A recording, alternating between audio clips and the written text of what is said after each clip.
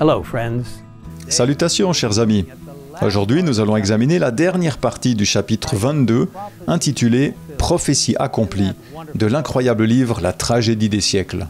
Comme nous l'avons vu dans notre vidéo précédente, les premiers croyants de l'Avent ont réalisé, grâce à l'étude minutieuse de la Bible et à la prière, que la prophétie des 2300 jours contenue dans Daniel 8,14 se terminait à l'automne 1844. Après mûre réflexion, ils conclurent que cet événement avait été représenté dans l'Ancien Testament par le jour des expiations, et qu'il aurait donc lieu le jour des expiations de cette année-là, qui tombait le 22 octobre. Ils attendaient avec impatience le retour du Christ et partageaient cette extraordinaire nouvelle avec d'autres. Tout le reste passait à l'arrière-plan, tandis qu'ils se préparaient à ce grand jour. Ellen White écrit « Le mouvement se répandit dans le pays comme un raz-de-marée. Le fanatisme disparut comme la gelée blanche sous les chauds rayons du soleil.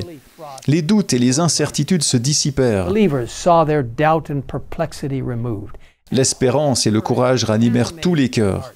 On persévérait dans la prière et on se consacrait entièrement à Dieu. » Mais une fois de plus, ils étaient voués à la déception. Le Christ n'est pas revenu le 22 octobre 1844 comme ils l'espéraient. Pourtant, même cette énorme déception avait été annoncée dans les Écritures. Nous la lisons au chapitre 10 de l'Apocalypse, où Jean décrit la vision suivante. « Puis je vis un autre ange puissant descendre du ciel, enveloppé d'une nuée. Au-dessus de sa tête était l'arc-en-ciel. Son visage était comme le soleil et ses jambes comme des colonnes de feu. Il tenait dans sa main un petit livre ouvert. Il posa son pied droit sur la mer et son pied gauche sur la terre.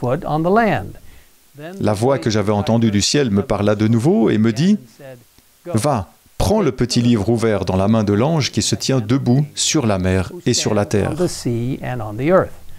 J'allai donc vers l'ange et lui demandai de me donner le petit livre. Il me dit « Prends-le et avale-le. Il sera amer dans ton ventre, mais dans ta bouche, il sera doux comme du miel. » Je pris le petit livre de la main de l'ange et je l'avalai. Dans ma bouche, il fut doux comme du miel, mais quand je l'eus avalé, mon ventre fut rempli d'amertume. Puis on me dit, « Il faut que tu prophétises de nouveau sur un grand nombre de peuples, de nations, de langues et de rois. » Cette prophétie explique exactement ce qui est arrivé aux premiers croyants de l'Avent.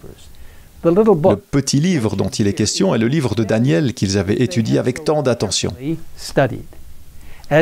Lorsqu'ils ont compris les prophéties qui étaient décrites, cela a été doux comme du miel pour eux, alors qu'ils attendaient avec impatience le retour du Seigneur.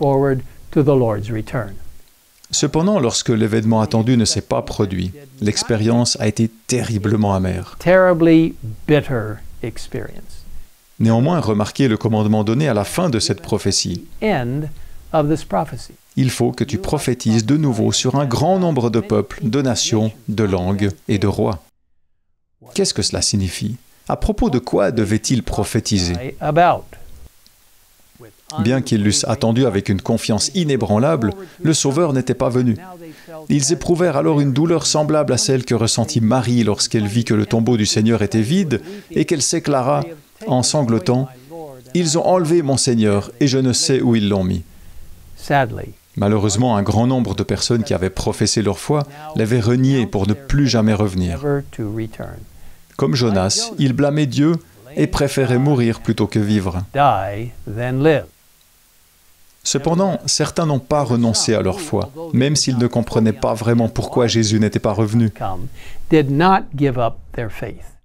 Ils étaient sûrs que les prophéties étaient correctes. Ils croyaient en la parole de Dieu et ils savaient que c'était dans ces pages sacrées que se trouvait la réponse. Leur seule sécurité, écrit Ellen White, était de serrer précieusement la lumière que Dieu leur avait déjà donnée, de retenir fermement ses promesses, de persévérer dans l'étude de sa parole et d'attendre patiemment de nouvelles lumières. Heureusement, ils n'ont pas eu à attendre longtemps. La parole de Dieu est fidèle et vraie. Dans la prochaine vidéo, nous découvrirons la merveilleuse lumière qu'ils allaient bientôt apercevoir. Encore une fois, si vous ne l'avez pas encore fait, je vous invite à télécharger le fantastique livre « La tragédie des siècles » sur le site affiché à l'écran, afin que vous puissiez nous suivre dans la découverte de vérités importantes pour notre temps.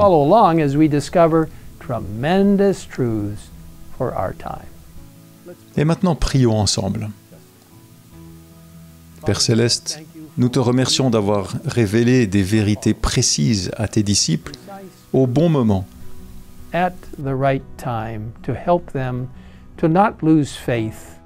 pour les aider à ne pas perdre la foi, mais à réaliser que tu contrôles tout. Lord, we ask now that you will help us to understand as we look into the next phase of this.